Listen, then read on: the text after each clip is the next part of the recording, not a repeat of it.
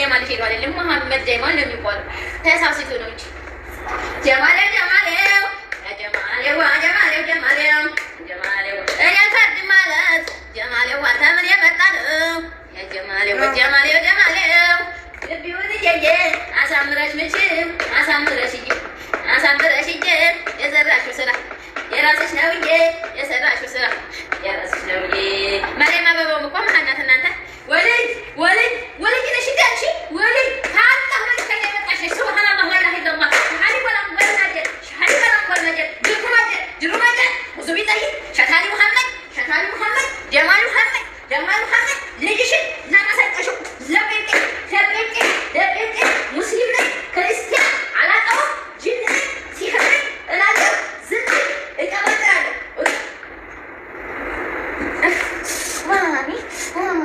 ኢና ሊላሂ ወኢና ኢለይሂ ራጂዑን። አሰላሙ አለይኩም ወራህመቱላሂ ወበረካቱ። ውድና የተከበራችሁ የቻናሌ ተከታታዮች እንዴት ናችሁ? ከኔ ጋር አልሐምዱሊላህ ረቢል ዓለሚን። እህታችን በጣም ነው የምታሳዝነው። የዚሁ የኛው ሀገር የደሴ ልጅ ናት እና በጣም ነው የምታሳዝነው በምታዩት ሁኔታ ማለት ነው። አረብ ቤት አመዳም ቤት። እኔ ግን ዛሬ ልነግራችሁ የመጣሁበት ጉዳይ ልክ የዚች እህታችን እድል እንዳይገጥመን ምን ማድረግ አለብን የሚለውን ነገር ላሳስባችሁ ነው የመጣሁት። በመዳም ቤት በቀላሉ ነገር የምናደርጋቸውና የማናደርጋቸው ነገሮች ራሳችን እንዴት ሊጎዱ እንደሚችሉ ይህንን ላሳስባችሁ ነው የመጣሁት ውዶችዬ። ቪዲዮ ላይክ፣ ሼር፣ ሰብስክራይብ ማድረጋችሁን አትርሱ። የሮመዳን አስቤዛ ማዘዝ የፈለጋችሁም ስልክ ቁጥር እዚህ ጋር አስቀምጬላችኋለሁኝ።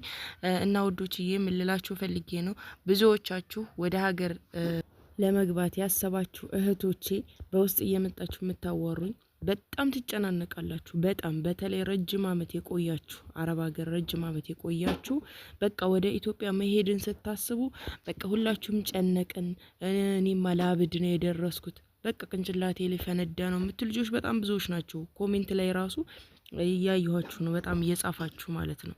እና ውዶቼ ራሳችሁን ማረጋጋት አለባችሁ። እንደዚህ አይነት ችግር የሚገጥማችሁ በዚህ የተነሳ ነው። ወላሂ ነው የምላችሁ። ሸይጣን መንገድ ከከፈታችሁለት ያንን ነገር እንድታደርጉ ነው የሚገፋፋችሁ። ሱብሃንአላህ። እና የእናንተን ደካማ ጎን ይፈልጋል እና በጣም ልትጠነቀቁ ይገባችኋል። በተለይ መዳም ቤት ብቻችሁን ያላችሁት ስልክ ብታወሩ ነው በቃ እንጂ ከሰው ጋር ማትገናኙ ልጆች አላችሁ። ጠለብም ሳትሆኑ ሀታ ማለት ነው ጠለብ ሳትሆኑ በጣም ረጅም አመት ኢጃዛ ሳትወርዱ ኢጃዛ ቤት የሌላችሁ ረጅም አመት የምታሳልፉ አላችሁ መዳም ቤት። አሁን እናንተ ብቻችሁን ናችሁ፣ ሰው ጋር አትገናኙም። በስልክ ሊሆን ነው ይችላል እንጂ ወጣችሁ ሀበሻ አታገኙም። የሆነ ጓደኛ የምታወሩት የምትወያዩት ጓደኛ የላችሁም። እንደዚያ የሆናችሁ ብዙ እህቶች አላችሁ። አብዛኛው የሚገጥማችሁ ችግር ብዬ የማስበው የመጨናነቅ ነገር እንደዚህ አይነት እህቶች ናችሁ። እና ራሳችሁን በአዝካር ራሳችሁን ቁርአን በመቅራት የተለያዩ አዝካሮችን እዚህ ላይ እለቅላችኋለሁ ማለት ነው። ወይ ኮሜንት ስራ አስቀምጥላችኋለሁ ወይ ፎቶውን አስገባላችኋለሁ ማለት ነው። የምትሏቸው ውዶች ከቁርአን አትራቁ። ወላሂ ሰይጣን ደካማ ጎናችንን ፈልጎ አይቶ ነው የሚገባው እና እንደዚህ አይነት ነገር ይፈታተናል። ራሳችሁን መከታተል አለባችሁ። ራሳችሁን በቃ በዚክር ማነጽ አለባችሁ ከምንም በላይ ማለት ነው። የጧትና የማታ አዝካር ሐፍዛችሁ ባትሐፍዙም እየሰማችሁ መቅራት ያልቻላችሁ ራሱ እየሰማችሁ ራሳችሁን ከተለያዩ መጥፎ ነገሮች መጠበቅ አለባችሁ። እንደዚህ አይነት ነገሮችም ላይ ማለት ነው እና በቃ አዎ ብቻችን ነው የምንሰራው። መዳም ቤት ማንም የለም። የዚህ ጋር የመዳም ጩኸት ያጨናንቃል፣ እዚህ ጋር ስራው ያጨናንቀናል፣ እዚህ ጋር ወደ ኢትዮጵያ መግባት ያጨናንቀናል። ምን ይዤ ለቤተሰቦቼ ምን አድርጌ በጣም በቃ ብዙ የሚባሉ ነገሮች አሉ እና እነዚህን ነገሮች ባሰባችሁ ቁጥር በተጨናነቃችሁ ቁጥር ራሳችሁ ላይ በቃ ትልቅ ስትረስ በፈጠራችሁ ቁጥር እናንተ አይምሮአችሁ ምን እየሆነ ነው የሚሄደው? እየታመመ ነው የሚሄደው እና ይቺ ልጅ እንግዲህ ከብዙ ጭንቀት ከብዙ ሀሳቦች መደራረብ የተነሳ ሊሆን ይችላል። አላሁ አለም ችግሯን ባላቅም ማለት ነው። ግን መዳም ቤት ውስጥ ሆና እንዴት እንደዚህ አይነት ችግር ይፈጥርባታል? የሆነ ሰው ላይ የሆነ ችግር ሲደርስ ስታዩ ከዛ ነገር እናንተ ልትማሩ ይገባል።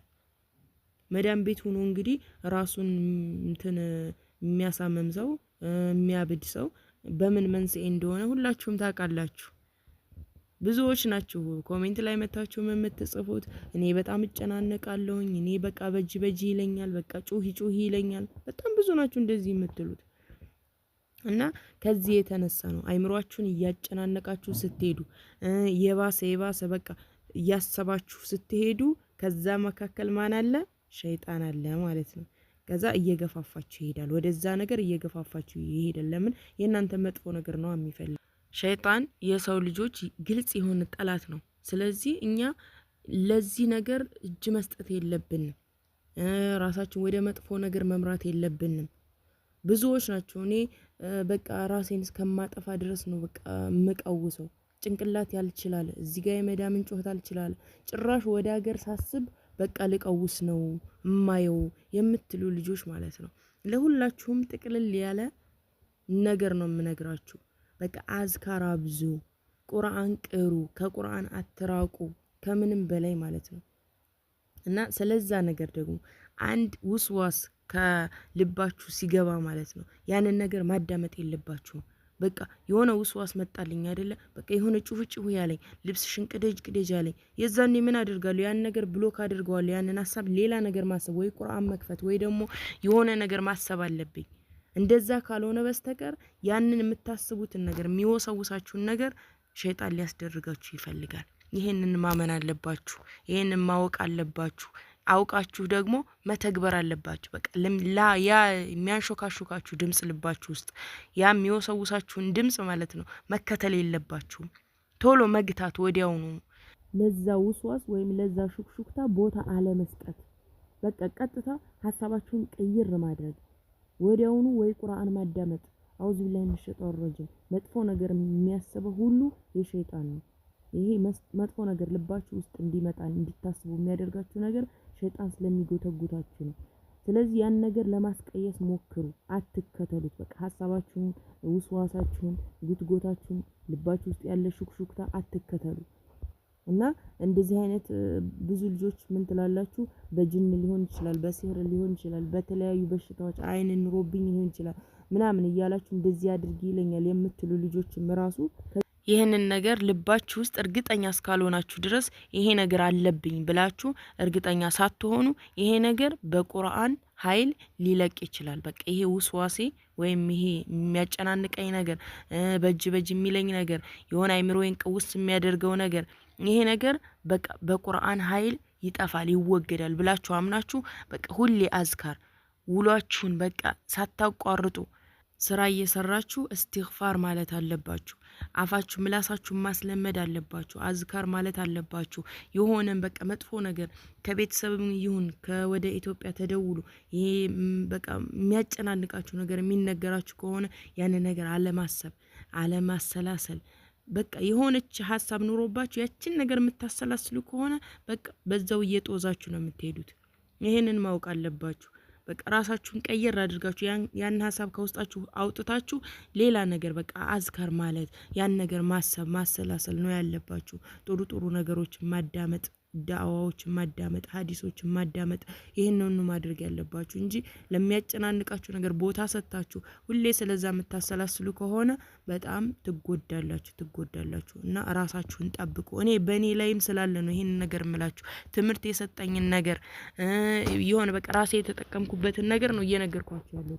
ለምን በራሴ ላይ አሁን አንዳንድ ጊዜ በርታ አልና በቃ ቁርአን ዚክር ምናምን ሁሉ ነገር በደንብ ከጠነከርኩ በኋላ የሆነ የሚያጨናንቀኝ ነገር የሆነ በቃ ንደትም ይሁን የሆነ ንደት ነገር ሀሳብ ነገር ሲገባብኝ ማለት ነው ሱብሃንአላህ ወደ ኋላ ይጎትተኛል። በቃ እንደዛ እንዳልቀራው አዝካር እንዳላልኩ በቃ የሆነ ወደ ኋላ ይጎትተኝና ብስጭት ምናምን በቃ እየባሰብኝ ይሄዳል። ከዛ አሁንም ድጋሜ እነሳና በቃ እንደገና ጠነክራለሁ ማለት ነው። አያችሁ ደካማ ጎናችሁን ሸይጣን ይፈልጋል።